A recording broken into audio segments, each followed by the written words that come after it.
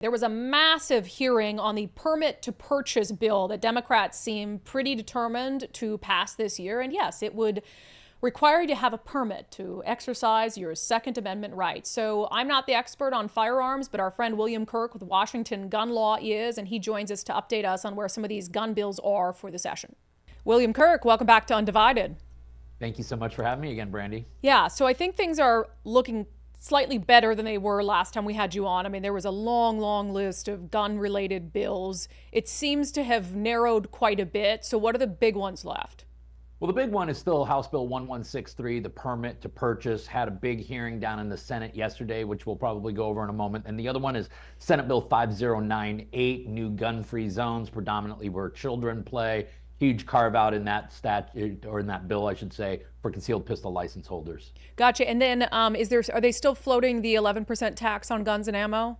That one went to committee and never got out. So theoretically, none of the other bills made it out of its House of origin. Now, granted, the Democrats could vote to suspend the rules and turbo something through, but we don't see that often in Olympia. So I think the rest of the bills have kind of gone to hibernation for this legislative session. Yeah, and there is some more leeway when it comes to bills that have some sort of serious tie to the budget. So I don't know if they'll try to make that argument with that one. But obviously, let's talk about the permit to purchase. Yeah. It was a massive showing against that bill when it was heard in the Senate. What were the numbers, pro versus con? Yeah, well, I was down there in Olympia yesterday with a lot of other Second Amendment warriors from the state.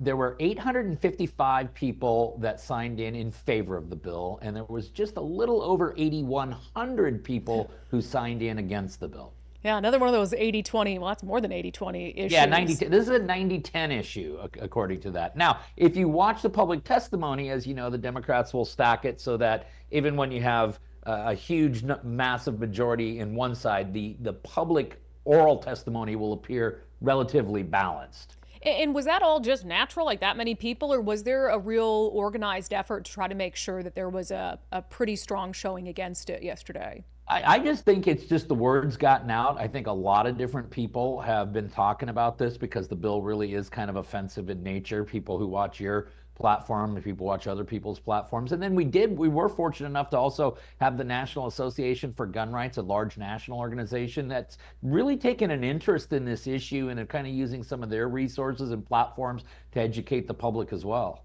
Yeah, so I was messaging with you over the weekend, and I think I've said this on the show. I just bought my first gun.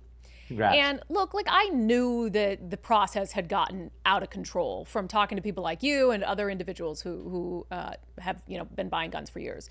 I guess until I went through it, I didn't really fully grasp how absurd it is. And it really felt like, and I know I'm preaching to the choir here, you're probably like, duh, Brandi, yeah, we've been saying this for years. It felt like the whole process was designed to get me to give up. Yeah. I really felt that way because it was so cumbersome. And also, like, if I had been buying a gun because I felt like there was some imminent threat to my life, which actually two weeks ago. How would that have emotional experience differed from what you went through? Because what you went through was annoyance. Yes.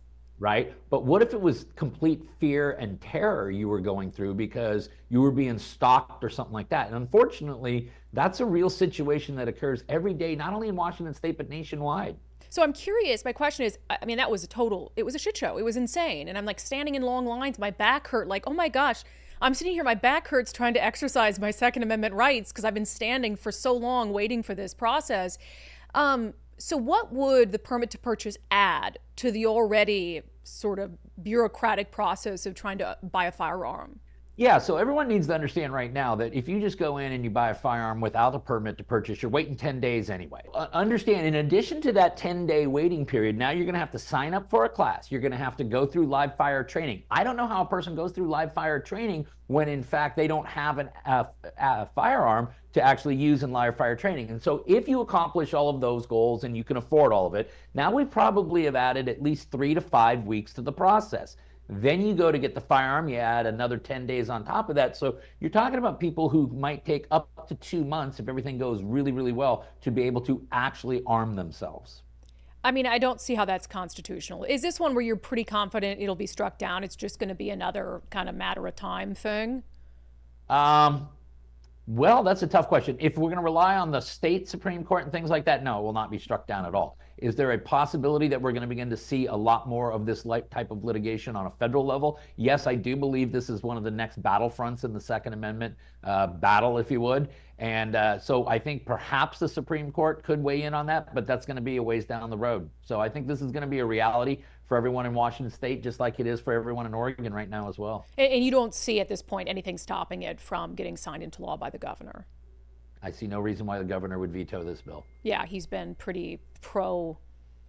Yeah, I think that Governor Ferguson has surprised us in a couple areas, whether he's really being sincere or not. I think that the jury's still out on that. But I think that Governor Ferguson, going all the way back to his time as Attorney General, has been very consistent about how he views civilian disarmament. Yeah, really quick on the anti-gun zones. I guess I continue to be baffled by this, because what they do is keep adding places that they don't want you to be able to have a gun. So when they're looking at this bill right now, you said there is a carve out for people who have a concealed pistol license, right? Correct. So I guess I'm kind of confused what they hope to accomplish, because in their mind, if I try to go into their mind, they're like, well, let's keep these areas safe so that people don't bring guns into them and hurt other people. But the people who do that are criminals, and the criminals aren't going to abide by the gun-free zones anyway. So who are they trying to, whose behavior are they trying to change with this? They're really not. They're just in a position here where if they can't ban us from outright having access to firearms, what they're going to do is they're just going to start banning all the places where we can defend our lives through the use of firearms. And you take a look at like the Crime Prevention Research Center. It shows that basically 85% of all mass shootings, shockingly, occur inside of gun-free zones because, well, that's where you're least likely to have armed resistance.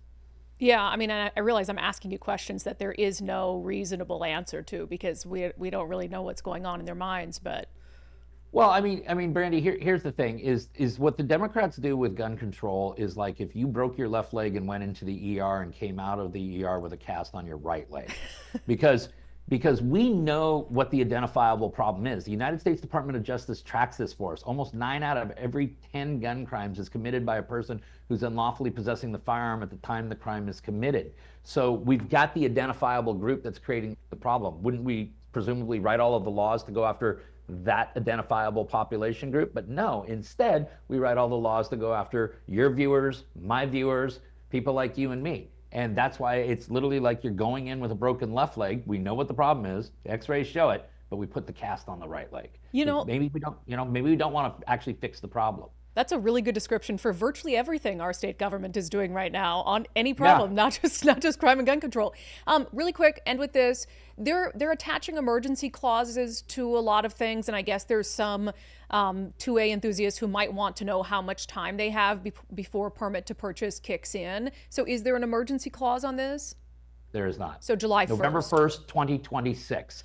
And I think it's going to be hard pressed for the state to be ready to go by then, because one of the things the bill does not do is create the budget, because you're going to have massive more resources with the Washington State Patrol and the Department of Licensing will both be involved in this. There's all new infrastructure that needs to be placed, and that stuff doesn't come cheap. So stay tuned for details. Got it. So usually a bill would go into law on the 1st of July if there's not an emergency clause, but because they need all that infrastructure to be built up, they're claiming November 2026. So that's the date people need to be aware of. As the bill sits today, of course, that could be changed. Okay. All right. William Kirk, you're the man. Thank you so much. Thank you, Brandi. Yeah, so at least there's a little time before it goes into effect, but it seems like it is. And again, I know that sounds silly because some of you have already gone through this a million times, but it was really an ordeal trying to buy a firearm. And I mean, even after the point you passed the background test, I mean, or the background check, it was just absolutely insane. So permit to purchase likely coming to Washington State very, very soon. So get your guns now, I guess. But we appreciate William Kirk updating us on what's going on.